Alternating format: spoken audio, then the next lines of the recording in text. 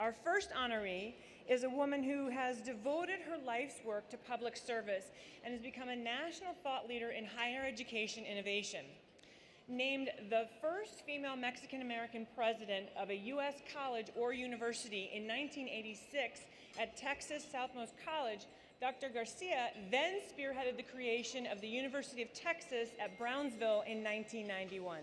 Thanks for helping me quiet folks down. You're going to want to hear this. This is good stuff.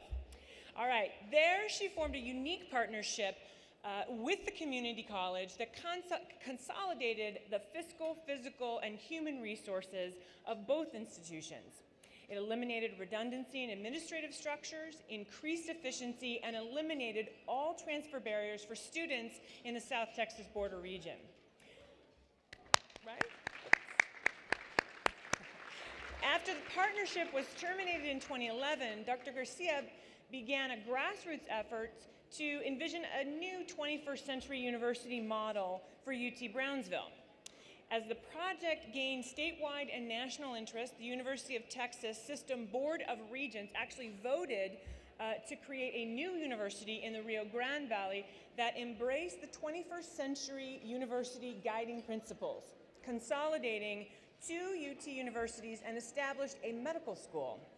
The new UT Rio Grande Valley University is scheduled to open its doors in September of 2015.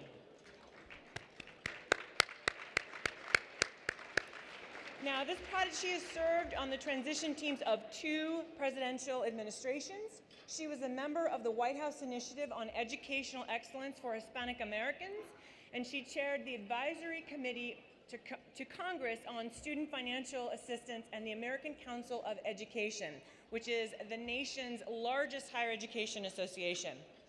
Ladies and gentlemen, please join me in welcoming a leader who pushes for the pursuit of a higher education for all. The recipient of LULAC's National Leadership Award, the Executive Director of the University of Texas Americas Institute, Dr. Juliet Garcia.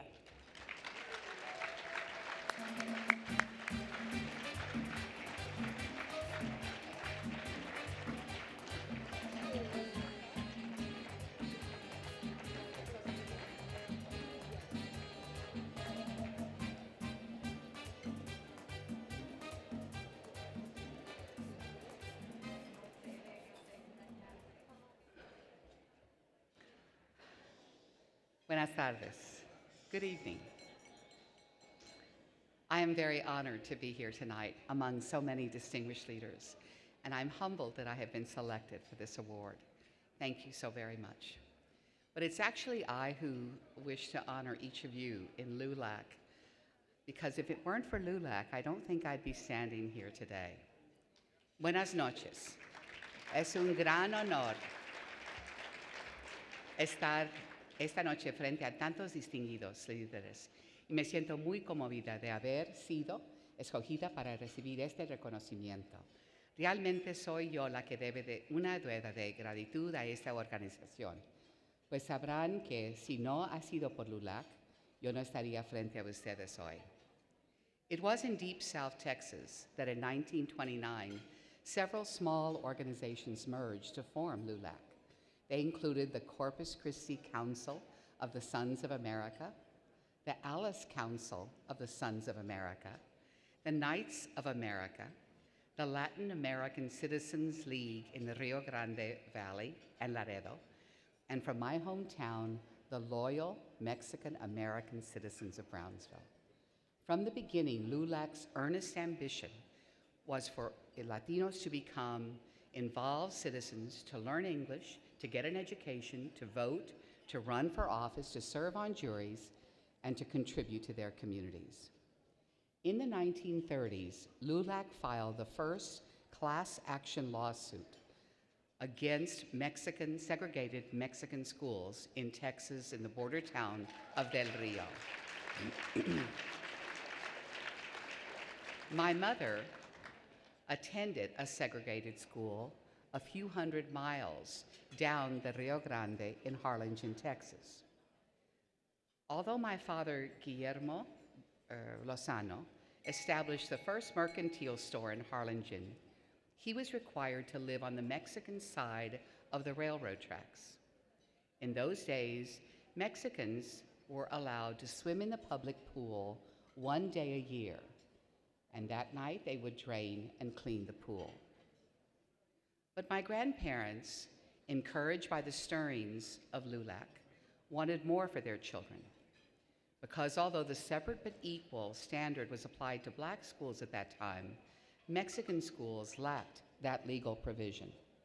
So one day, my grandfather, a very gentle but very determined man, frustrated with the poor quality of schools available for his children, took his 4 school-aged children and a shotgun, a gun which he used merely to keep the rattlesnakes from frightening the horses that pulled his wagon, to the school district office.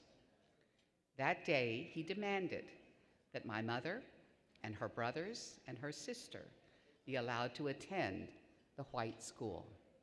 It apparently worked. Because from that day on, the Lozano kids attended the better school. Eventually, my mother graduated from that same school as salutatorian and as a member of the Honor Society. In the meantime, and for 18 years, LULAC filed lawsuit after lawsuit and was finally successful in integrating students in all Texas schools. Just a handful of years after that triumph, I entered kindergarten and became really the first generation of Mexican Americans to attend an integrated school. My father and mother had never had the opportunity to go to college, but they talked about it with us often. They wanted nothing more for their children than for us to ensure that we got that dream that they had been denied. I remember the plática at reunions and weddings and funerals. It was never about how big your house was or what kind of car you were driving. It was to brag about the education of their children. And it was our greatest pressure to make sure we gave our father some bragging rights. The message was clear. We had had the privilege of a high quality, public, affordable, higher education. We were to take full advantage of it for ourselves and for our families. But it didn't end there, because with that privilege came great responsibility to use that education to open doors for others. In our family, in one generation, we now have doctors and lawyers, teachers and engineers, pharmacists, nurses, accountants, businessmen and women, and a former university president. It took just one generation to access high-quality, affordable higher education to make that kind of a difference. But there is still much yet to do. The window of opportunity is still too closed for many women, too many Latinos, and too many first-generation poor of all kinds. 15 years ago, we established a physics program at the University of Texas in Brownsville. I remember clearly the many skeptics who wondered, often out loud and loudly, why we would want a physics program offered in a region that's often only known as being on the border or by the sea with a very rapidly growing, predominantly Latino population. But we not only started it, we nurtured it and we grew it. That physics program in gravitational wave astronomy soon began to attract students from all across the state of Texas, from Latin America, and then from throughout the world. Today, we have 15 physics professors, and the program has expanded to astrophysics. And just in time, because when Elon Musk searched for where to establish the world's first commercial launch site for SpaceX, we were all of a sudden and against great odds in the running. He needed a place close to the equator. We met that criteria. He needed a state that provided incentives for industry. Texas did that. But he also needed something equally as important as capital and geography. He needed smart people to launch and track his rockets. and he found them at our university. So today, we're in partnership with SpaceX to establish Stargate, a tracking station and commercialization center. And it will be our students that man or woman that facility. But what if 20 years ago, we had not dared to imagine our students studying physics? What if we had limited their future by our own fears or our own insecurities, or our own lack of imagination, or our own lack of faith? But it never occurred to us. So I will witness the dawn of the next generation of space industry propelled by our astrophysics students. Over my 22 years as a president, I witnessed small miracles every day. A young lady touching her first Steinway piano and then sitting down to practice on it as she prepared to play as a person invited to Carnegie Hall. A young lady from Colombia who came to our university to play on our championship chess teams with the goal of becoming the first woman from Colombia to become a grand master in chess. She achieved her dream while on our chess team. And I noticed that Google is here today. Today, that young lady works at Google in California. But her ultimate dream, sorry Google, is to someday return to Colombia, she said, to become a better university president than I was. The work ahead continues. We must all accelerate our efforts, respirit each other, respirit our souls, and continue to push ahead. A wise colleague of mine once shamed me into new understanding. I was a baby president then, very young, lamenting about always being the only woman and the only Latina at the table, and how I was tired of always being asked to represent both groups. He was very patient.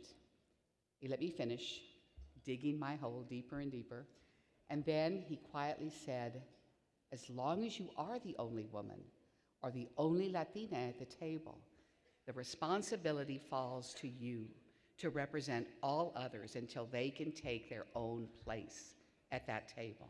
I say that to all of us tonight as well.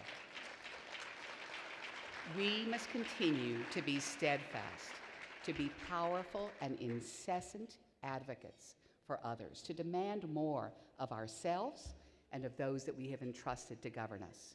It's up to us to stand on the shoulders of LULAC and to ensure that the ideals that they established in 1929 are not only completely installed in our own country, but that social justice transcends these man-made borders to flourish in communities throughout the Americas and throughout the global South.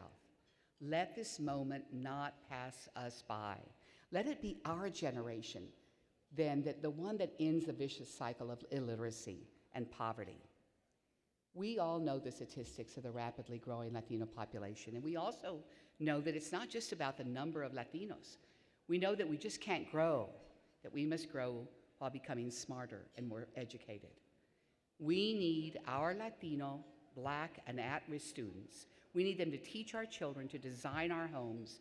We need them to care for us when we're ill and perform life-saving surgeries. We need them to learn English and Spanish. We didn't invent the global economy, but we sure can take full advantage of it. Why would a business hire a monolingual engineer or nurse or business executive when they could hire one that was also bilingual, bicultural, and biliterate? One that could easily move from one language to another, who can understand the complex cultural nuances and bring that strength to their work. We must propose a new paradigm, one that advantages our children, one that advantages our nation in a new global economy. My father would say that a person who knew 2 languages, my father was from Monterrey, who knew 2 languages was worth 2 people. We had a student at our university who had grown up in Cuba. He had learned Russian from his mother, Spanish from his father, and English at school. When he came to UT Brownsville, he learned Mandarin Chinese, and he was also very good looking. That's the new paradigm that we need to adopt. Daily, we read stories about the growing Latino population. In 2010, Texas experienced the largest population growth in the nation, and Hispanics accounted for 2/3 of that growth. But it's not limited to Texas. And when I'm in a typical audience and they hear these numbers and these predictions, they all look a little bit worried, as if they're thinking, what are we going to do with all of these Latinos? So here is my fantasy, that people will come to understand the great advantage of preparing the next generation of Latino students for a global economy in physics, in music, in medicine, and that the innate strengths that Latino children bring with them become the bedrock for that. Soon you will be hearing about the establishment of a new University of Texas Americas Institute, an institute that will become a convening voice to help resolve complicated and complex issues facing the Americas for broad social impact, and in which to nurture next generation leadership. I invite you to join me on this new adventure as we challenge conventional paradigms. We will not do this work only in Texas. We will not do this work only in the United States. We must do this work across political boundaries in the Americas, from Canada to Brazil. UT Brownsville had a championship volleyball, ladies volleyball team this last year, and the year before, and the year before. The players from our team came from South Texas, but they also came from Brazil, from China, and from Serbia. They get it. Now it's time for us to get it as a nation too. Les agradezco el gran honor de esta noche. Creo que nos esperamos toda nuestra vida para ser dignos del respeto de nuestros padres. Por lo menos así ha sido para mí, y sospecho que también para muchos de ustedes. I'm certain that our parents are proud of all of us this evening for rededicating ourselves to this important work. Muchísimas gracias.